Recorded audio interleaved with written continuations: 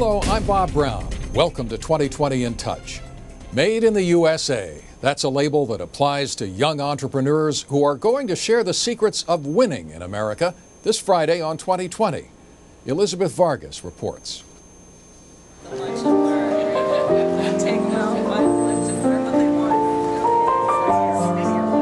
Every city has its posh pockets of privilege where those who've won the race for wealth reap its rewards. And every city has its legendary titans. On San Francisco's Nob Hill, for example, there's a restaurant that pays tribute to the city's railroad barons, older-looking gentlemen of the sort we used to call tycoons. But now, winners at the wealth game come in a younger model.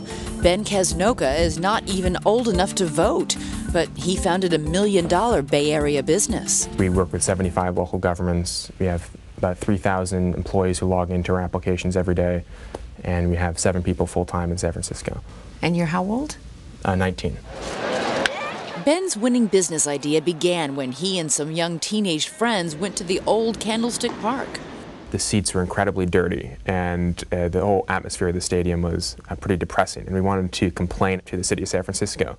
And I couldn't find anyone who was responsible for dealing with citizen complaints. Ben exemplifies the new teen entrepreneur. Financial reporter John Swartz is the author of Young Wealth, a study of youthful business innovators. They are winners, despite hardships, obstacles, naysayers.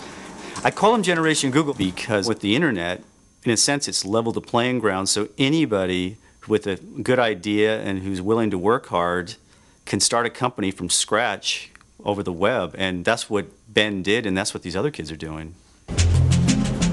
25-year-old Missouri-raised CEO Ephraim Taylor is another case in point. If the first thing you need for young success is a good idea, the second is drive and devotion to see it through. Ephraim's first business venture was making and selling video games. We bug our parents for, $49 or $50 game off the shelf of the stores, and the answer will always be a resounding no. And then one day I came across this book, how to make a video game in 21 days. How old were you? 12.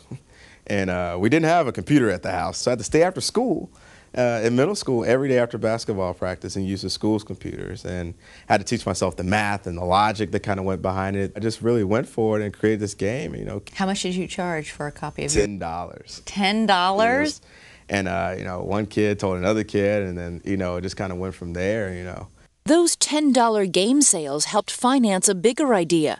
While still in high school, Ephraim created a website that connected teenage job hunters with employers. So the 12-year-old kid who couldn't afford the $50 video game, how much are you worth today?